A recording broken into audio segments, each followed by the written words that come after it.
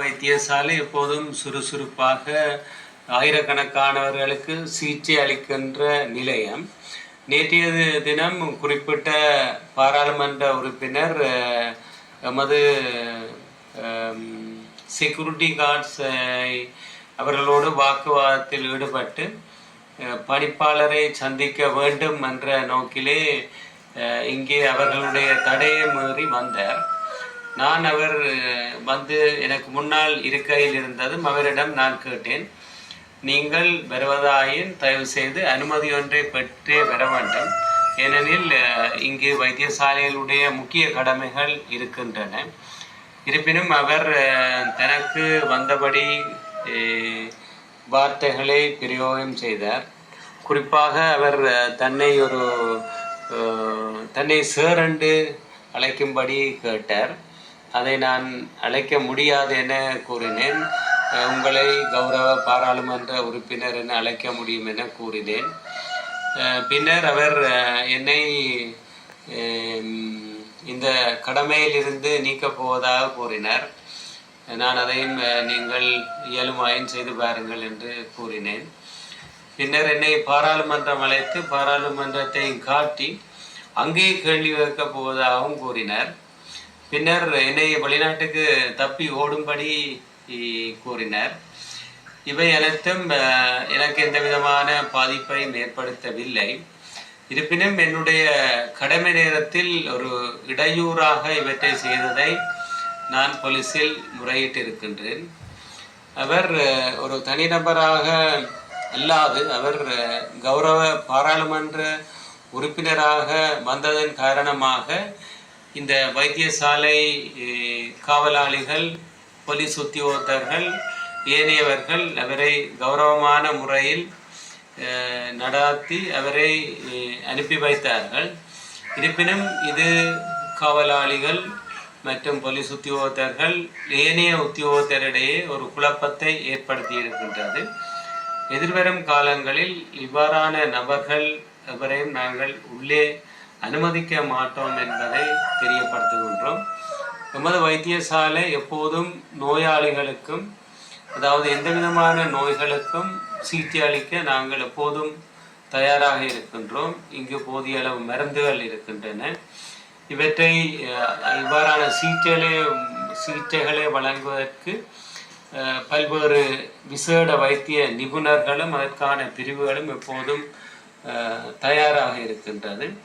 ஆனால் வைத்தியசாலைக்கு சந்திக்க வேண்டும், ஆலோசனை வழங்க வேண்டும் என்ற நோக்கில் யாராவது வருவார்களாயின் அவர்களையும் நாங்கள் உரிய அனுமதியோடு வருகின்ற போது அன்போடு வரவேற்று உரிய முறையில் அவர்களுடைய ஆலோசனைகளையும் அவர்களுடைய குறைபாடுகளையும் நாங்கள் கேட்பதற்கு எப்போதும் தயாராக இருக்கின்றோம். மாறாக இந்த வைத்தியசாலையில் குழப்பம் ஒன்றை ஏற்படுத்தும் நோக்கில் அவர்கள் யாரும் முயற்சித்தால் அதற்கு இது ஒரு இடம் அல்ல. ஏனெனில் இங்கு விடுதிகளில் சுமார் 1500 பேர் மற்றும் வெளிநோயாளர் பிரிவு, கிளினிக் பகுதிகள் சிகிச்சை பெறுகின்றார்கள். ஆகவே அவற்றில் ஒரு குழப்பம் ஒன்றை ஏற்படுத்தக்கூடாது.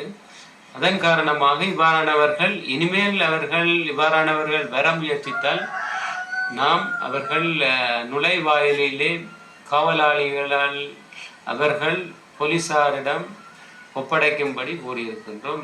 நான் நினைக்கின்றேன் இவ்வாறானவர்கள் நமது வைத்தியசாலையில் இனிமேல் வர முயற்சிக்க மாட்டார்கள் என்று. இது ஒரு முக்கிய செய்தியாக இருக்க வேண்டும். ஏனெனில் வடக்கிலே இருக்கின்ற ஒரு முக்கியமான நிலையம் இது 24 மணி நேரமும் இயங்க வேண்டும். இதனுடைய இயக்கத்தை தனிநபர்கள் தடை செய்வதை நாங்கள் முற்றாக இந்த வைத்தியசாலை சமூகம், நாங்கள் இங்கே 2200 பேர் கடமையில் இருக்கின்றோம். எங்களுடைய ஒவ்வொருவரது கடமை முக்கியம். ஆகவே இதை தயவு செய்து கருத்தில் எடுக்குமாறு தயவுடன் கேட்டுக்கொள்கின்றோம்.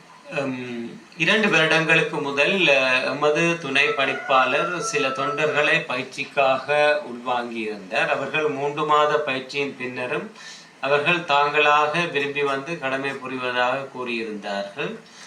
அவர்கள் இப்போது திடீரென புதிய அரசாங்கம் வந்ததும் தங்களுக்கு வேலை கட்டாயம் தர வேண்டும் என அவர்கள் கொழும்புக்கும் சென்று வந்திருந்தார்கள். அவர்களுக்கு தொண்டர்களாக, அதாவது குறிப்பிட்ட பயிற்சியை வழங்கியிருப்பது பற்றி நாங்கள் கடிதத்தை வழங்கியிருந்தோம். இருப்பினும் அவர்களுடைய நிலை பற்றி சுகாதார அமைச்சின் விளக்கத்தை நாங்கள் அனுப்பியிருந்தோம். ஆகவே சுகாதார அமைச்சின் கட்டமைப்பு இருக்கின்ற சுகாதார அமைச்சின் செயலாளர், சுகாதார சேவை பணிப்பாளர் நாயகம் மற்றும் அதிகாரிகளுக்கு நாங்கள் இது பற்றி நாங்கள் அறிவித்திருக்கின்றோம். இதுதான் எங்களுடைய சாதாரண, அதாவது நாங்கள் ரிப்போர்ட் பண்ணுகின்ற நடைமுறை. சாதாரணமாக ஒரு கௌரவ பாராளுமன்ற உறுப்பினர் அல்லது யாராவது இந்த கட்டமைப்புக்கு வெளியே இருந்து அவர்கள் எங்களை கேட்கின்ற போது நாங்கள் தகவல்களை வழங்க முடியும். ஆனால் அவர்கள் அச்சுறுத்தல் செய்யும் வகையில், குழப்பம் ஏற்படுகின்ற வகையில் அல்லது ஏதாவது அடாவடித்தனம் செய்கின்ற வகையில் ஈடுபடுவதற்கு நாம் ஒருபோதும் இடமளிக்க மாட்டோம். இது பொதுமக்களுடைய வைத்திய சேவை நிலையம். ஆகவே அதை நாங்கள் மீண்டும் வலியுறுத்த விரும்புகின்றோம். அண்மைய நாட்களில் 5 இறப்புகள் பதியப்பட்டுள்ளன. அவற்றில் குறிப்பாக இள வயதினரும் அடங்குவார்கள். 20 வயது, 28 வயது, 33 வயது, 42 வயது மற்றும் 65 வயது நபர்கள் 5 பேர். அதில் ஒருவர் நேரடியாக போதனா வைத்தியசாலைக்கு அனுமதிக்கப்பட்டவர். மிகுதி 4 பேரும் பருத்தித்துறையிலிருந்து 3 பேரும், முல்லைத்தீவு வைத்தியசாலையிலிருந்து ஒருவருமாக 5 பேரும் அனுமதிக்கப்பட்டிருக்கின்றார்கள். அவர்களுக்கு காய்ச்சல், சுவாச கோளாறு காரணமாக இங்கே அனுமதிக்கப்பட்ட போது 2-3 நாட்கள் சிகிச்சை அளிக்கப்பட்டது. சிகிச்சை பலனின்றி அவர்கள் உயிரிழந்திருக்கின்றார்கள். அவர்களுடைய மருத்துவ அறிக்கையில், அதாவது சட்ட வைத்திய அதிகாரியின் போஸ்ட்மார்ட்டம் அறிக்கையின்படி கடுமையாக சுவாச பைகள் பாதிக்கப்பட்டிருப்பதை அறிய தந்திருக்கின்றார். மேலதிக பரிசோதனைக்காக இரத்த மாதிரிகளும் ஏனைய மாதிரிகளும் கொழும்புக்கு அனுப்பி வைக்கப்பட்டிருக்கின்றது. இது பெரும்பாலும் லெப்டோஸ்பைரோசிஸ் அல்லது எலிக்காய்ச்சல் எனப்படுகின்ற வருத்தமாக இருக்கலாம். சில சமயங்களில் உன்னிக்காய்ச்சல் அல்லது தைஃபஸ் ஃபீவர் ஆக இருக்கலாம், அல்லது சில சமயங்களில் சில வைரஸ் வியாதிகளாக இருக்கலாம் என நம்பப்படுகின்றது. இந்த பரிசோதனை முடிவுகள் வந்த பின்னர் இந்த தொற்று எதால் வந்தது என கூற முடியும். இருப்பினும் பொதுமக்கள் அண்மையில் ஏற்பட்ட வெள்ளத்தின் பின்னர் இவ்வாறான தொற்றுக்கள் ஏற்படும் அபாயம் அதிகமாக காணப்படுவதனால் பொதுமக்கள் அவதானமாக இருக்க வேண்டும். அவர்கள் சுத்தமான குடிநீர், குறிப்பாக வெள்ள நீர் தேங்கியிருந்தால் அந்த பகுதிக்கு சென்று வருவதை தவிர்த்து கொள்ள வேண்டும். காய்ச்சல் 48 மணி நேரத்துக்கு மேலாக நீடிக்கின்ற காய்ச்சல், இருமல்